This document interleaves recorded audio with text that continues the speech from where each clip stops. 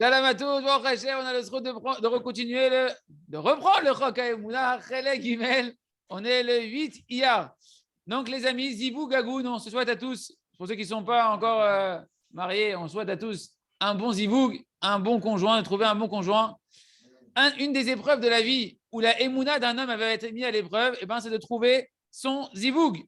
C'est une épreuve, il y en a qui connaissent, il y en a qui ont d'expérience.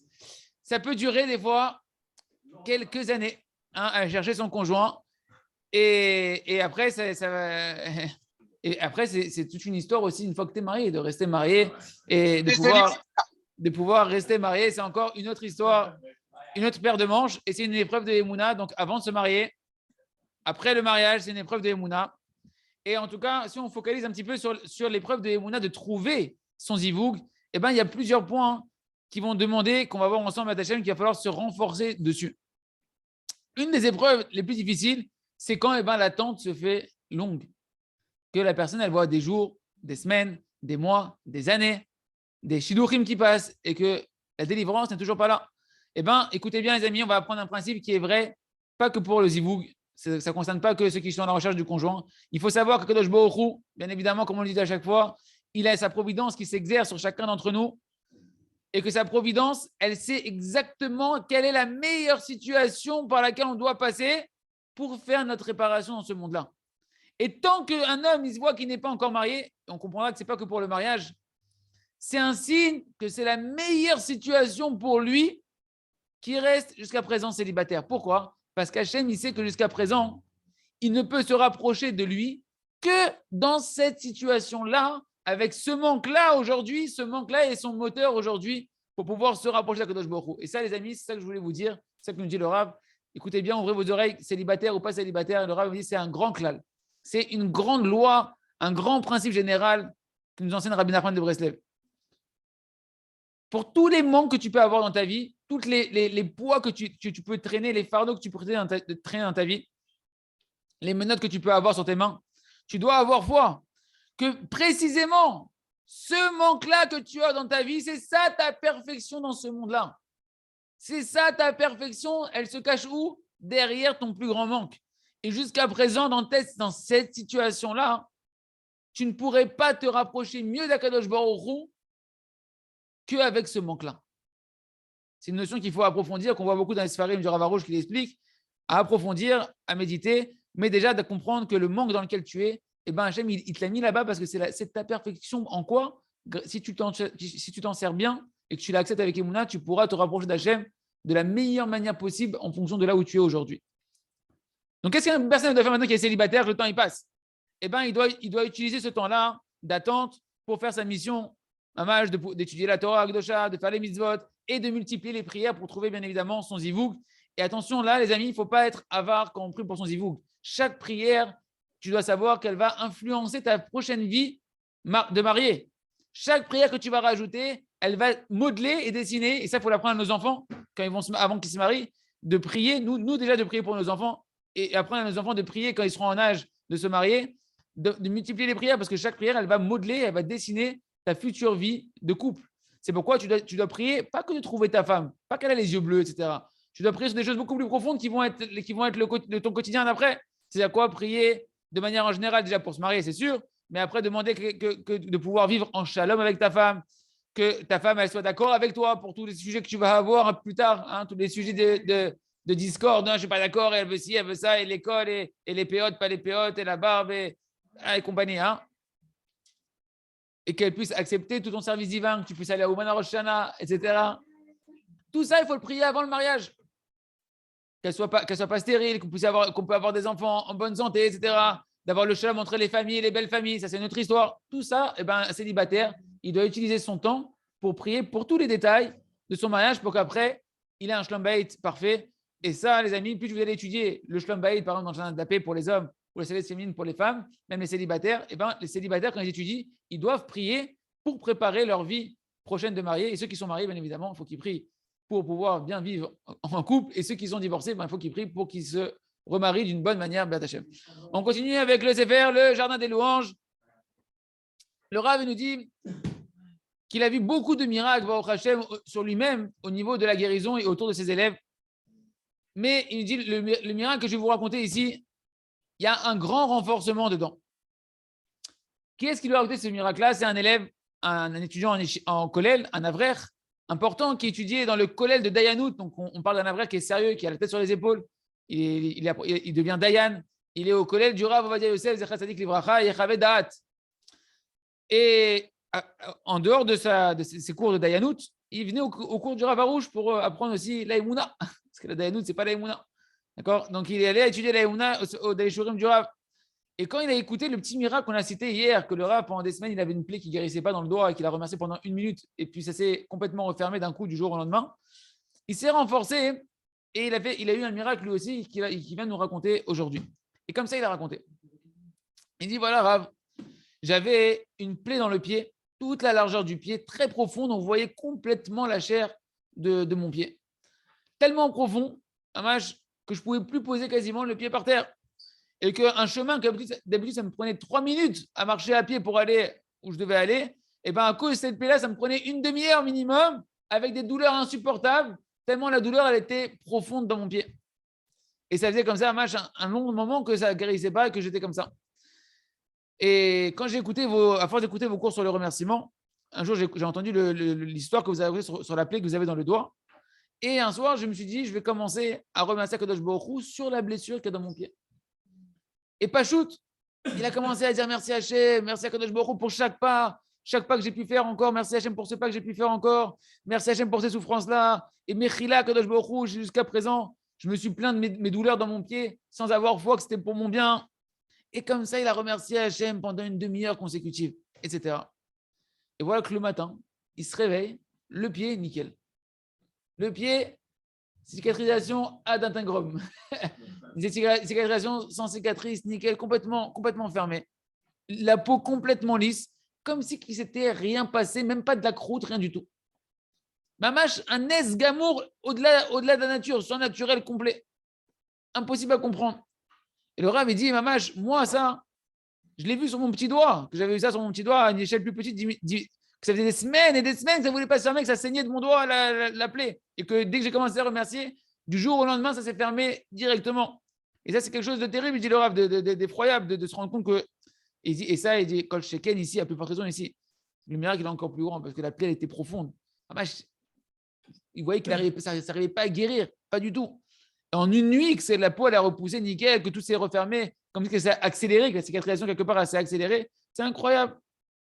Et il me dit, il répète le Rav, c'est pas un élève qui est venu, un Baal Tshuva qui est un petit peu dans les vapes, qui est venu me raconter son histoire. C'est un avraire du Kollel de Dayanout, quelqu'un qui est posé, qui est sérieux et qui sait ce qu'il raconte. Et ici, en réalité, Kadosh Baruch Hu, il vient nous apprendre que si une personne elle a une quelconque souffrance dans sa vie, une quelconque détresse, Pachout, viens et remercie à Kadosh Baruch Hu. Pourquoi? Parce que quand tu remercies à Kadosh Baruch Hu, tu es en train de faire teshuva, tu es en train de te repentir sur le manque de Emouna que tu avais jusqu'à présent. Et à ce moment-là, tout s'inverse pour le bien et on peut voir des miracles surnaturels. Parce que Mamash, par le remerciement, on transforme la nature. Un homme qui remercie, ça veut dire qu'il a la foi que c'est bien ce qu'il est en train de vivre.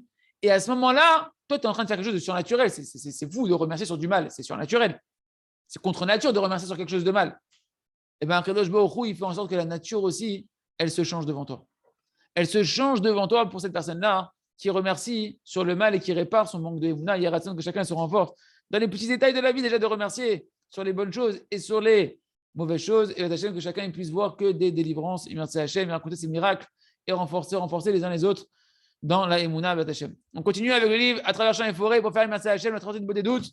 Rappelez-vous, les amis, on a vu un point hier fondamental qu'on va continuer à approfondir aujourd'hui.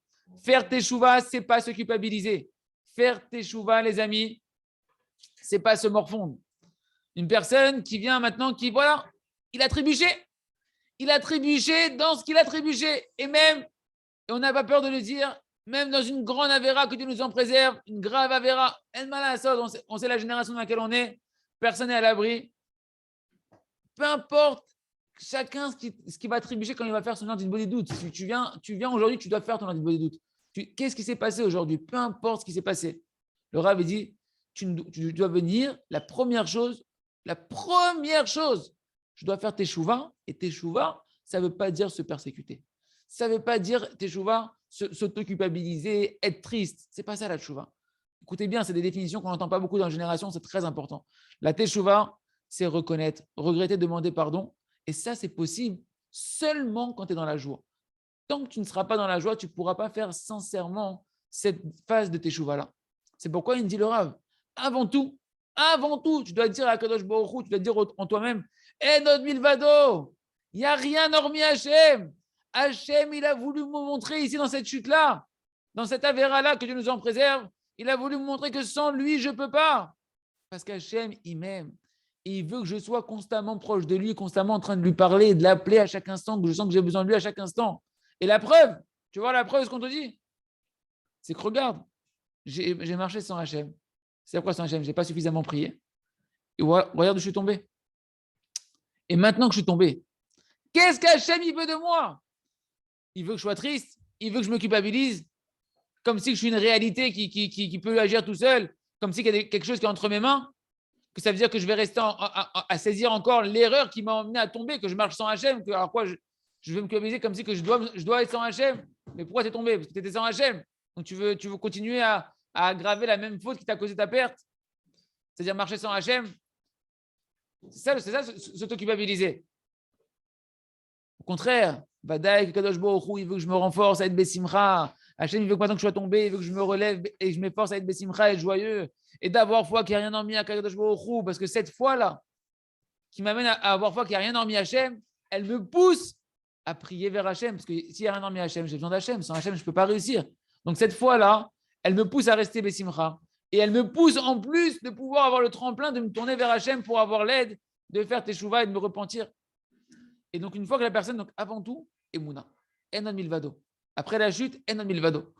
Et après, une fois que tu t'es renforcé à être Bessimcha, alors tu diras à Maître du Monde, merci Ribono Shel-Olam, merci Ribono Shel-Olam de m'avoir montré que sans toi, je ne peux pas réussir à vaincre mon mauvais penchant. Et maintenant, à partir de maintenant, aide-moi à prendre la leçon. Fais-moi mériter, Ribono Shel-Olam, de plus jamais t'oublier. De plus jamais t'oublier, ne serait-ce qu'une seule respiration. Que chaque chose, je te la demande directement avant de la faire. Que je ne fasse rien sans tefila, Ribono Shel-Olam. Et c'est seulement à ce moment-là, quand la personne elle est heureuse, que son cerveau il est libéré de toute oppression, culpabilité, compagnie, que ça c'est de l'hérésie et de l'orgueil. À ce moment-là, tu peux approcher le vrai travail de la tchouva, d'introspection. Tout ça sans autoculpabilisation, sans tristesse, simplement en demandant avec des supplications, avec de la miséricorde à Kadosh Baruch Hu de te pardonner ta faute. Mais attention, ne tombe pas dans la tristesse. Tu demandes à Kadosh Baruch Hu, Trachem alay, Mechila Ribono Shel Olam, Mamash, Khatati, Aviti, Pachati, j'ai fauté, Mechila, mais sans tristesse. Il n'y a pas de la tristesse ici. Il y a un cœur qui est brisé, mais il n'y a pas de tristesse, c'est différent. Aide-moi, Ribono Shel Olam, à me ramener Bilchouva Shlema, rapproche-moi, Ribono Shel Olam. Aide-moi la prochaine fois à faire ta volonté, à partir de maintenant, à faire ta volonté de ne pas retomber dans les mêmes erreurs. Aide-moi par bonté gratuite de m'attacher à toi. Relis-moi la Emouna. Fais-moi, éclaire-moi, Ribono Shel Olam, de la lumière de la Emouna, que grâce à elle, je peux sortir de toutes les obscurités, de toutes les bêtises. Aide-moi à avoir dans mon cœur de la véritable crainte du ciel, une crainte du ciel pure, un amour pour toi véritable, Ribono Shel Olam, etc., etc. On continuera à apprendre à faire chouva sans se culpabiliser dans les prochains shiurim, mais c'est fondamental, je vous assure, cette partie-là. Encore hier, j'ai quelqu'un qui m'a appelé, m'a dit j'ai quelqu'un de ma famille, elle a 20 ans, etc., un peu dans les drogues, les machins, elle fait une bodé 12, elle se renforce depuis quelques... Mais à chaque fois qu'elle fait une bodé 12, elle pleure, elle ne sort pas bien, parce que les gens, ils n'ont pas cette clé-là. Ils viennent dans les bodé 12 et ils se tapent. Et ils se tapent. Non. On continue à attacher avec le jardin de la sagesse.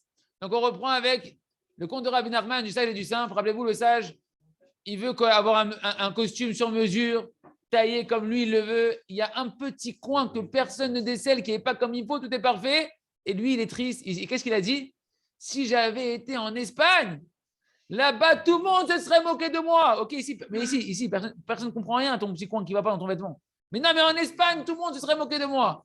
Il nous dit le Rav, regarde, le couturier, il t'a fait un vêtement comme tu voulais sur mesure. Déjà, c'est suffisant pour que tu sois en train de kiffer ton vêtement. Tu as un vêtement sur mesure comme tu voulais. C'est ça que tu cherchais, non? Et là, en réalité, on voit combien l'orgueil de ce sage-là, elle vient tout le détruire. Même le profit, que c'est un profit grossier, qu'on a dit que normalement, une personne, elle doit pas kiffer les vêtements, elle ne doit pas être là dans le culte du vêtement, dans la mode, etc. Même ça, que normalement, il aurait pu kiffer d'avoir un beau vêtement, que c'est quelque chose de bas, même ça, son orgueil, elle l'a détruite. Pourquoi? Parce qu'il est parti chercher un manque d'un truc que personne ne voit. Il est parti trouver une erreur que personne ne peut voir dans le coin du vêtement, en bas du vêtement, dans un truc que personne ne voit. Amash. Et lui, là-bas, il a honte. J'ai honte, je ne peux plus sortir, tout le monde va se moquer de moi. Et là, on se pose la question. Mais dis-moi, je t'en prie, ya Chacham, il y en a un qui arrive à voir l'erreur qu'il a fait le couturier dans le coin du bas de ton vêtement. C'est sûr que non. Est-ce que les gens, ils marchent avec une règle? Ils vont mesurer genre les coins des vêtements et tout pour voir si c'est carré, si c'est un peu rond. Il n'y a pas un truc pareil. Qu'est-ce que c'est en train de te casser la tête? Et c'est pire que ça. Allez, va dire qu'ils ont ça. C'est qu'en Espagne, tu peux détecter ton problème. En Israël, toi, tu dis, non, mais s'il était en Afrique, il avait la règle, il va voir, c'est pas un carré, c'est un rond et tout. Et là-bas, tout le monde se serait moqué de moi. Et ça, les amis, on voit. Amash, on voit combien une personne, elle peut se perdre dans son imagination, dans ses fantasmes, dans son orgueil, etc. Et s'attrister et avoir des souffrances. Les gens, ils souffrent du regard des gens pour rien. Ils se créent, ils me regardent, ils vont avoir, j'ai honte, je ne peux pas aller à la synagogue avec ce costume-là, etc. Et cette kippa, je n'ai pas la kippa noire aujourd'hui, petite. Et même, je vois ça, même chez les enfants, moi je vois ça chez mes enfants, c'est terrible. Il faut s'en rendre compte. Et là, Rabbeinu, Bémet, il veut nous faire comprendre qu'il n'y a pas de perfection sur Terre. Arrête de chercher la perfection. Tu dois être heureux de manière générale. Déjà, Baruch Hashem, tu as un vêtement. Je t'appartiens chez moi là, tu as un vêtement. Malbish Haroumi, Hashem, Baruch Malbish Haroumi, Hashem, il revêt ceux qui sont nus. Regarde ce qui va bien. Tu as un vêtement. Et globalement, il est 99% top. Je t'appartiens chez moi là.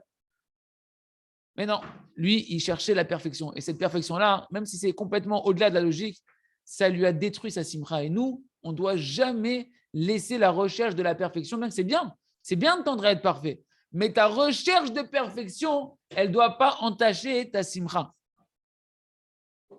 Toi, tu dois être besimra de ce que tu as et de ce qui sort de tes mains. Peu importe ce qui est, parce que comme on a dit, Kachashem Rotse, Kachashem Rotse. Comme ça, Hachem, il veut. Hachem, on termine avec ce faire.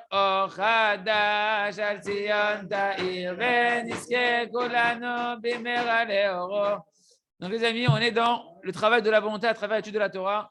Rabbi Nachman de Breslev nous a enseigné comment se construire sa volonté dans la Hitbo des doutes. Mais ce n'est pas que la Hitbo des doutes. Il y a l'étude de la Torah et il nous a donné une méthodologie d'étude de la Torah extraordinaire. Depuis tout petit, le Sefer Amidot, après avec Rabbi Nathan, on l'écoutait Etzot, des livres de travail sur soi à travers l'étude de la Torah. On a expliqué hier des klalim, on ne va pas les revoir aujourd'hui, mais on va voir maintenant un exemple concret. Et au fur et à mesure, entre ce shiur-là et les autres shiurim, on va reprendre les klalim, comment prendre un sujet dans la Torah et le travailler d'après la méthodologie qu'on a vue ensemble pour travailler sa volonté. Et qu'après, quand tu vas faire Hitbo des doutes, dans la tête, tu es déjà armé pour que ta volonté elle soit une volonté de faire et que tu peux crier de toutes tes forces à Kadosh Baruch Hu, comme on l'a vu dans le chapitre précédent. Par exemple, quelqu'un il veut travailler maintenant sur la simra. La simra, il veut travailler la simra. Il en a marre de se plaindre, il en a marre d'être que tout le monde lui dit pourquoi tu as une tête déterré. Pourquoi une tête de Tisha B'Av, c'est pourri, Mishenir Nas Adar. C'est pas Marbim et Simcha, c'est pas Tisha B'Av. Alors il veut travailler la simra. D'accord? Et bien, première chose, c'est ce qu'il doit faire. Rappelez-vous ce qu'on a dit. Tu dois prendre des sfarim, compiler des sfarim qui vont parler de la simra, trouver des différents chapitres dans les livres qui parlent de la simra. Et après, tu vas donc souligner, etc. Et le Rav a dit, je vais vous prendre des exemples ici, je vais faire le travail moi. J'ai pris quelques livres pour vous faire un petit travail résumé. Ce n'est pas tous les sfarim, je vais juste faire un truc simple. Mais on prend juste le Sefer Amidot de Rabbi Nachman et le Likutei Etzot de Rabbi Nathan. Sefer Amidot, tu prends un chapitre sur la simra et sur la tristesse. Likutei Etzot, tu prends le chapitre sur la joie. Et on a juste pris un petit peu, en fonction des principes qu'on a dit, vous allez voir qu'est-ce que ça donne. On a dit, premier principe, quand tu étudies un sujet, tu dois glaner et recueillir tout ce qui va te donner l'importance du sujet que tu veux travailler. Chashivu tanose. Ok. Par exemple, comment ça va être sur la simra? L'importance de la simra. Celui qui est besimra, Hachem, il est avec lui tout le temps. Celui qui est triste, Hachem, il n'est pas avec lui. Regarde cette phrase. Regarde, si tu pries sur cette phrase-là, comment elle est forte. Il faut que tu la marques, il faut que tu t'en rappelles. Autre chose, tu vas marquer. Mitzvah Gdola, c'est une grande mitzvah d'être toujours Bessimcha. Tandis que c'est marqué pour la tristesse, il a dit quoi, Rabbi Nachman? C'est une grande faute que d'être triste. Et que c'est la Sitra Achara, c'est le côté de la Touma. Et Akadosh Baruch Hu, il haït la tristesse. Il faut le marquer, il faut s'en rappeler ça. Quand tu vas faire tes des doutes. Si tu ne l'as pas marqué, tu vas arriver à des doutes. Ouais, la Simcha. Non, tu faut l'avoir dans les yeux. La Simcha, c'est marqué, ça c'est se faire Amidot et d'écouter les autres, pas plus loin. C'est le plus grand lien qu'il y a avec Hachem Itbarach. Et c'est le plus grand, la plus grande sensation de plaisir et de douceur, de pouvoir se délecter du visage du roi vivant, c'est la Simcha et tu te sens connecté à une douceur extraordinaire. Tandis que la tristesse, c'est un détachement total d'Akadosh Baruch Hu et c'est la plus grande obscurité qui existe sur Terre. Voilà, tu as fait un petit sikoum avec 2 livres. C'est quoi l'importance de la joie et c'est quoi le danger de la tristesse. On continue. Ça, c'est le premier moyen de travailler. Deuxième façon de travailler qu'il faut rajouter. Qu'est-ce que je gagne avec la simcha? Qu'est-ce que je gagne? Qu'est-ce que je perds? Là, qu'est-ce que je gagne? Tu vas marquer tout ce que tu vas lire. Qu'est-ce que je gagne à être Bessimcha? Ça, c'est un exemple, mes amis. Tu travailles la parnassa, tu travailles les yeux, tu travailles la colère, tu travailles la nourriture. C'est pareil. C'est une méthodologie. Tu veux maintenant travailler. Qu'est-ce que je vais gagner à être Bessimcha? Eh bien, c'est marqué. Celui qui va être Bessimcha, son cœur, il s'ouvre. Son cœur, il s'élargit. Par la simcha, ça attire de la bonté, ça attire des délivrances, ça attire la réussite. Ça veut dire quoi? Ça veut dire que celui qui est Bessimcha, il va réussir dans tout ce qu'il va entreprendre. Il va avoir de l'abondance, il va avoir de la parnassa, une belle parnassa. C'est marqué que par la simcha, une personne, elle va être élevée automatiquement. On va l'élever. Ça veut dire quoi? Qu'est-ce que ça veut dire qu'on va t'élever? Eh bien, ça veut dire que tu vas avoir des responsabilités plus importantes, des postes plus importants. C'est marqué que par la simcha, on mérite d'avoir la guérison dans le corps, dans l'âme, et qu'on mérite d'avoir la paix. Ça veut dire quoi? Par la simcha, tu vas avoir shlom bayit. Tu vas avoir le shlom avec ta femme, avec tes enfants. On continue encore de voir qu'est-ce qu'on gagne avec Bessimcha. Et ça, il faut les marquer. Et ça, c'est des exemples, mes amis. C'est juste un exemple pour comment tu dois avoir devant tes yeux, comment tu dois travailler quand tu veux changer, mon ami. C'est comme ça qu'on change. Ce n'est pas en écoutant des cours de Torah et en chantant Mizak de la Bessimcha Tamid, ce n'est pas suffisant. Il faut avoir un vrai travail. Rabbi Nachman, c'est un vrai enseignant, un vrai docteur de l'âme, avec des vraies thérapies, des vraies ordonnances et des vrais travaux pratiques, des devoirs à la maison à faire, à la maison ou au stade, dans la forêt, dans le champ, dans une chambre. C'est Kara qu'on travaille. À aider Simcha, par la Simcha, ta force de ton intelligence, elle se renforce. Et ton cerveau, il peut mieux attraper la conscience d'Akadosh Baruch Hu et comprendre des nouveautés de la Torah. Par la Simcha, Akadosh Baruch Hu, il te protège. Il est autour de toi. C'est-à-dire quoi? Tu as une protection divine par la Simcha.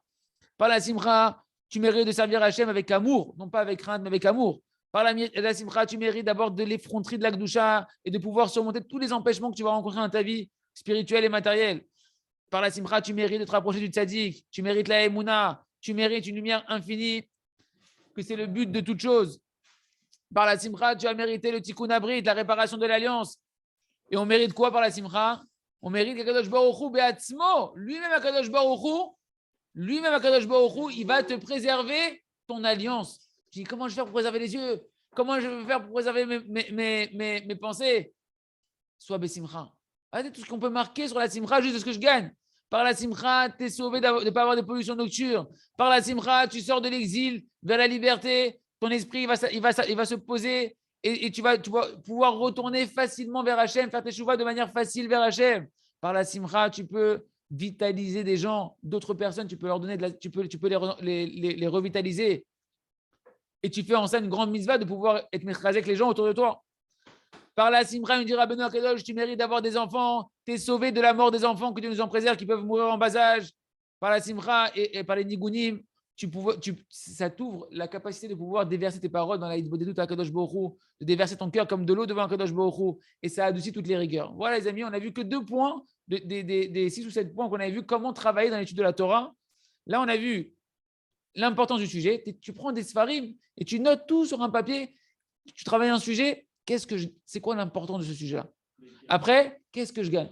Qu'est-ce que je gagne? Tout ce que tu vas lire à droite, à gauche dans les Sfarim, tu le marques. Ouais, je gagne ça, je gagne ça, je gagne ça. Et on verra les autres parties encore dans le prochain shiur. Et avec ça, après, tu vas faire des doutes. Et là, tu peux crier à Kadosh Baruch Hu tu peux prier à Hachem, tu peux crier à Kadosh Baruch Hu, avoir une volonté forte. Et à ce moment-là, Hachem, Kadosh Baruch Hu, il te donnera la délivrance et tu te verras, tu feras le plus grand plaisir à Rabbi Nachman, c'est de te voir changer, Hachem, Chazak, Ve Nitrazek.